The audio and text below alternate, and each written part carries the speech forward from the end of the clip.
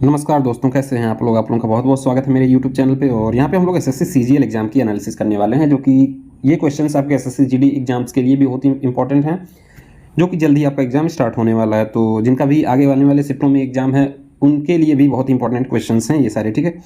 क्योंकि अगर पंचवर्षीय योजना की बात करें तो पंचवर्षीय योजना से कई बार क्वेश्चन पूछा जा चुका है, और अभी पिछले शिफ्ट में भी पूछा गया था। और ये देखिए 2 दिसंबर को जो है सेकंड शिफ्ट में भी क्वेश्चन पंचवर्षीय योजना से पूछा जा चुका है, ठीक है। फिट इंडिया मूवमेंट से रिलेटेड क्वेश्चन पूछा गया। तो हम लोग यहाँ पे 25 क्वेश्चन देखने वाले हैं, जो कि आपका 2 दिसंबर सेकंड शिफ्ट में पूछा गया। तो जीडी एग्जाम में भी ये क्वेश्चंस रिपीट हो सकते हैं, और एसएससी जेई का जो अभी एग्जाम हुआ उससे कई क्वेश्चन इसमें रिपीट हुए हैं। तो आप लोग एग्जाम एनालिसिस जरूर देख के जाएँ, अगर आप जीडी का एग्जाम देने जा रहे हैं या फिर आने वाले शिफ्ट में आपका एग्जाम है तो, ठीक है। तो वीडियो शुरू करने से पहले अगर आप लोग यूट्यूब चैनल पर नए हैं तो चैनल को जरूर सब्सक्राइब कर लें, और बगल में जो है बेल का आइकन है, घंटे का निशान है, उसको भी क्लिक करें ताकि जो है हमारे लेटेस्ट वीडियो का नोटिफिकेशन आपको तुरंत मिल जाए, ठीक है। तो पहला क्वेश्चन यहाँ पे देखिए, मार्च 2022 में जो है किस राज्य की सरकार ने अम्मा व बहिनी योजना को लॉन्च किया है। तो इसका करेक्ट आंसर जो आपका हो जाएगा, ये सिक्किम सरकार द्वारा जो है लॉन्च किया गया था। सिक्किम सरकार के द्वारा जो ये लॉन्च किया गया है, इसमें अम्मा बहिनी योजना के तहत जो है जो नॉन वर्किंग वुमेन है, जो काम नहीं करती हैं महिलाएं, उनके लिए अम्मा योजना है। और जो 9 साल से क्लास 9 से एबव गर्ल्स हैं, मतलब 9 के बाद 10, 11, 12, इन सब के लिए जो है बेनिफिट किस में था, बहिनी स्कीम में, ठीक है। तो अम्मा योजना के तहत 20,000 का डायरेक्ट जो है ट्रांसफ़र किया जा रहा है हर साल, जो है गैर कामकाजी महिलाओं के खाते में जो है ट्रांसफ़र किया जाएगा इस स्टेट की, यानी सिक्किम सरकार की जो भी महिलाएं हैं जो कामकाजी नहीं हैं उनके खाते में 20,000 जो है ट्रांसफ़र किया जाएगा। नेक्स्ट क्या है, 1919 के रॉलेट एक्ट में कितने दिनों के लिए जेल का प्रावधान था, ठीक है। तो इसका करेक्ट आंसर तो हो जाएगा आपका 2 वर्ष, ठीक है। रॉलेट एक्ट आपका 1919 में लागू हुआ था, और इसी को कहा जा रहा था काला कानून, ठीक है। इसमें कोई सुनवाई नहीं थी, विदाउट ट्रायल जो है डायरेक्ट आपको जेल में डाल दिया जाता था। अगर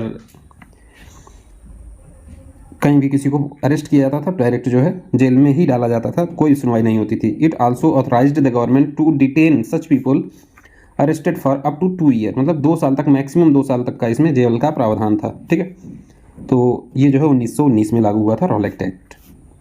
नेक्स्ट क्या है, क्रिकेट गेंद की परिधि कितनी होती है, ठीक है। एक होता है आपका डायमीटर, तो डायमीटर इसमें नहीं पूछा गया, इसमें पूछा गया आपका परिधि, ठीक है। ये चारों तरफ अगर मूव करेंगे आप तो परिधि जो होता है आपका ये कितना होता है, पाई डी, और कभी कभी इसका फॉर्मूला हम यूज़ करते हैं 2πr, ठीक। तो ये कितना होता है, ये 9 इंच, या फिर सेंटीमीटर में बात करें तो 22.9 सेंटीमीटर इसका परिधि होना चाहिए, इससे ज़्यादा नहीं होना चाहिए, ठीक है। तो आपका करेक्ट आंसर हो जाएगा 9 इंच। और कुछ इंपॉर्टेंट फैक्ट देख लेते हैं क्रिकेट से रिलेटेड। तो एक क्रिकेट बैट की लंबाई जो है 96.5 सेंटीमीटर या फिर 38 इंच से अधिक नहीं होनी चाहिए, ठीक है। इंपॉर्टेंट फैक्ट है ये आप लोगों के लिए। और चौड़ाई जो है 10.8 सेंटीमीटर या फिर 4.25 इंच होनी चाहिए, ठीक है। और गेंद के वजन की बात करें तो ये 163 ग्राम से अधिक नहीं होना चाहिए, और 155.9 ग्राम से कम नहीं होना चाहिए गेंद का वजन, ठीक है। फिर यहाँ पे परिधि के बारे में देख लेते हैं। गेंद की परिधि 22.9 सेंटीमीटर से अधिक और 22.4 सेंटीमीटर से कम नहीं होनी चाहिए। तो ये तीनों पॉइंट आप लोगों के लिए इंपॉर्टेंट हैं। क्रिकेट बैट की लंबाई, गेंद का जो वजन है, और गेंद की परिधि। परिधि मतलब क्या हो गया, पाई डी, ठीक है, या 2πr, जो भी फार्मूला आप यूज़ कर पाएँ। यहाँ पे डी जो है डायमीटर है, और यहाँ पे आर जो है इसका रेडियस है, ठीक है। तो ये इंपॉर्टेंट फैक्ट है आप लोगों के लिए। ये क्वेश्चन एसएससी जेई में भी पूछा गया था, और यहाँ पे देखिए एसएससी सीजीएल में भी रिपीट हो रहा है, और मैं गारंटी लेता हूँ कि एसएससी जीडी में भी इस टॉपिक से क्वेश्चंस बनने ही वाले हैं, ठीक है। तो यहाँ पे देखिए बिंबावती देवी का संबंध किस नृत्य से है, तो ये मणिपुरी से संबंधित है। और नर्तक जो है झावेरी बहनें, दर्शाना, रंजना, नयना और सुवर्णा, ये जो है किससे संबंधित हैं, तो ये भी मणिपुरी नृत्य से ही संबंधित है। फिर बात करें निर्मला मेहता, सविता मेहता तथा गुरु विपिन सिंह, ये भी किससे संबंधित है, मणिपुरी से, ठीक है। तो ये क्वेश्चन आप लोगों के लिए बहुत ही इंपॉर्टेंट है, इसको अच्छे से आप लोग देख के जाइए, ठीक है। संगमरमर या फिर चूना पत्थर का रासायनिक फार्मूला क्या होता है, ये आपसे पूछा गया। तो CaCO3 इसका फार्मूला होता है, chemical formula.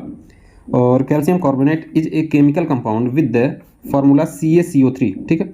It is common substance found in rocks, rocks मतलब चट्टानों में पाया जाता है, as the minerals calcite and aragonite, ठीक है। तो इंपॉर्टेंट क्वेश्चन है आप लोगों के लिए। केमिकल फार्मूला से एक क्वेश्चन पूछा ही जा रहा है, ठीक है। कुचिपुड़ी जो है ये आंध्र प्रदेश का नृत्य है, और इसमें आपसे पूछा जा रहा है कि कुचिपुड़ी जो है नृत्य किस म्यूजिक पर किया जाता है, किस म्यूजिक पे किया जाता है, तो इसका करेक्ट आंसर जो हो जाएगा आपका कार्नेटिक संगीत। ठीक है, कार्नेटिक संगीत पे इसको किया जाता है। और देखिए नृत्य से रिलेटेड 2 क्वेश्चन 3 क्वेश्चन हर शिफ्ट में लगभग पूछे ही जा रहे हैं, तो आप लोग अच्छे से प्रिपेयर करके जाइए। नृत्य और नॉर्थ ईस्ट के नृत्य ज़्यादा इंपॉर्टेंट हैं आने वाले एग्जाम्स के लिए। ठीक है, फिर यहाँ पे देखिए फिट इंडिया मूवमेंट की शुरुआत किस वर्ष किया गया था। तो यहाँ पे देखिए 29 अगस्त 2019 को जो है फिट इंडिया मूवमेंट की शुरुआत की गई थी, किसके द्वारा, प्रधानमंत्री मोदी के द्वारा। ठीक है, fit India movement is a nation wide movement. ठीक है, ये नेशन वाइड मूवमेंट था in India to encourage people को जो है उत्साहित करने के लिए, किसके प्रति, remain healthy and fit, healthy और फिट रहने के लिए जो है इनकरेज किया गया था इस मूवमेंट के द्वारा, bye including physical activities and sport, bye including their habits, या फिर दिनचर्या में क्या फिजिकल एक्टिविटीज़ को इंक्लूड करके, या फिर स्पोर्ट को, अगर आप स्पोर्ट खेलते हैं या फिर फिजिकल एक्टिविटीज़ एक्सरसाइज करते हैं तो फिट रह सकते हैं। इस तरीके से इसको जो है इनकरेज किया गया था इस मूवमेंट के तहत। तो किसके द्वारा इसको मतलब स्टार्ट किया गया था, तो पीएम मोदी के द्वारा, और कब, 29 अगस्त 2019 को। ठीक है, नेक्स्ट क्वेश्चन देख लेते हैं क्या पूछा गया आपका। भारत के उपराष्ट्रपति के संबंध में कथन दिए गए थे और आपसे पूछा गया था कि इसमें से कौन सा कथन जो है उपराष्ट्रपति के संबंध में गलत है। ठीक है, तो ऑप्शन तो मुझे नहीं मिल पाए हैं, लेकिन जो इंपॉर्टेंट फैक्ट हैं उपराष्ट्रपति के संबंध में वो हम लोग यहाँ पे डिस्कस कर लेते हैं, और आने वाले शिफ्ट में भी आपके एग्जाम से बहुत इंपॉर्टेंट है ये। भारत के उपराष्ट्रपति का पद जो है देश का दूसरा उच्चतम संवैधानिक पद है। ठीक है, तो राष्ट्रपति के बाद किसका नंबर आता है, उपराष्ट्रपति का ही संवैधानिक पद से उच्चतम पद है। ठीक है, और इनका कार्यकाल जो होता है 5 वर्ष की अवधि होती है। उपराष्ट्रपति का कार्यकाल जो होता है 5 वर्ष का होता है, और उपराष्ट्रपति जो होता है वो राज्यसभा का पदेन सभापति होता है। ठीक है, तो सभापति की बात करें तो राज्यसभा का पदेन सभापति कौन होता है, उपराष्ट्रपति होता है। ठीक है, फिर यहाँ पे बात करें राष्ट्रपति की अनुपस्थिति में राष्ट्रपति के पद का निर्वहन उपराष्ट्रपति के द्वारा ही किया जाता है। ठीक है, तो ये भी इंपॉर्टेंट फैक्ट है आप लोगों के लिए कि अगर राष्ट्रपति अनुपस्थित हैं तो उनके पद का जो निर्वहन करेगा कौन करेगा, उपराष्ट्रपति के द्वारा किया जाता है। ठीक है, तो अभी जो राष्ट्रपति हैं हमारी श्रीमती द्रौपदी मुर्मू जी हैं, और वाइस प्रेसिडेंट या फिर उपराष्ट्रपति की बात करें तो ये हैं जगदीप धनखड़ जी। ठीक है, जगदीप धनखड़। तो ये दोनों इंपॉर्टेंट पॉइंट है आप लोगों के लिए, और अपॉइंटमेंट से रिलेटेड मैं एक सेपरेट वीडियो अपलोड कर चुका हूँ, आप लोग वहाँ से जाके देख सकते हैं। नेक्स्ट क्या है, साल बाई की संधि किस वर्ष हुई थी। ठीक है, साल बाई की संधि बहुत इंपॉर्टेंट क्वेश्चन है, तो ये हुई थी 17 मई 1782 को। इसका आंसर जो हो जाएगा आपका 17 मई 1782। अब इससे रिलेटेड कुछ फैक्ट हम लोग यहाँ पे देख लेते हैं। तो साल बाई की संधि जो है जिसने प्रथम आंग्ल मराठा युद्ध को समाप्त किया, और ये साल बाई संधि के द्वारा जो है प्रथम आंग्ल मराठा युद्ध जो है समाप्त हुआ था, और ब्रिटिश ईस्ट इंडिया कंपनी और मराठों के बीच 17 मई 1782 को इस संधि पे जो है हस्ताक्षर किया गया था। तो इम्पोर्टेंट है आप लोगों के लिए। डीप क्वेश्चंस पूछे गए हैं इस शिफ्ट में, और धीरे धीरे जैसे जैसे शिफ्ट आपका बढ़ता जाएगा,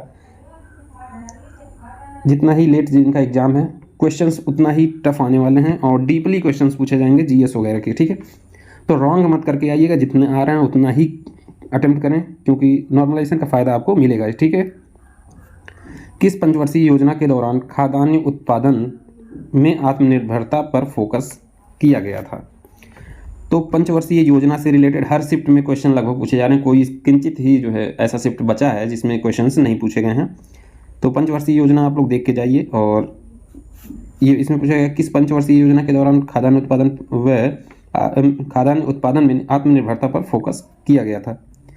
तो इसका आंसर जो आपका हो जाएगा 3rd पंचवर्षीय योजना, और ये कब से कब तक चला था, तो 1961 से 1966 तक जो है 3रा पंचवर्षीय योजना चला था। अब यहाँ पे खाद्यान्न उत्पादन में आत्मनिर्भरता पर ध्यान दिया गया था, और उद्योग और निर्यात के लिए कृषि उत्पादन पर बल। ठीक है, अवसर की समानता व आर्थिक समानता पर भी बल दिया गया था। तो ये इंपॉर्टेंट पंचवर्षीय योजना है। ठीक है, नेक्स्ट क्या है, तंबाकू के ऊपर नई चेतावनी जो है कब से जारी की जाएगी। तो तंबाकू जो होता है उस पर नई चेतावनी जारी की जाने मतलब कब से स्टार्ट हो जाएगा किया जाना, तो 1 दिसंबर से जो है ये लागू हो जाएगा नया आदेश। ठीक है, तंबाकू सेहत के लिए हानिकारक है, इसका जो नया चेतावनी है वो 1 दिसंबर 2022 से लागू हो जाएगा। ठीक है, नेक्स्ट क्वेश्चन जो है, हरिसेन किसका दरबारी कवि था। ठीक है, तो हरिसेन जो है ये इसका आंसर हो जाएगा समुद्रगुप्त। समुद्रगुप्त का ये जो है दरबारी कवि था, और हरिसेन समुद्रगुप्त का दरबारी कवि था। वे जो है 4वीं शताब्दी के संस्कृत कवि, राजनीतिज्ञ और सरकार के मंत्री थे। ठीक है, तो ये 4वीं शताब्दी की बात है। हरिसेन जो है समुद्रगुप्त का दरबारी कवि था। ठीक है, तो इंपॉर्टेंट फैक्ट है ये आप लोगों के लिए, और इसका आंसर जो हो जाएगा समुद्रगुप्त। नेक्स्ट क्या है, रुक्मिणी देवी अरुंडेल निम्नलिखित में से किस नृत्य शैली से संबंधित हैं?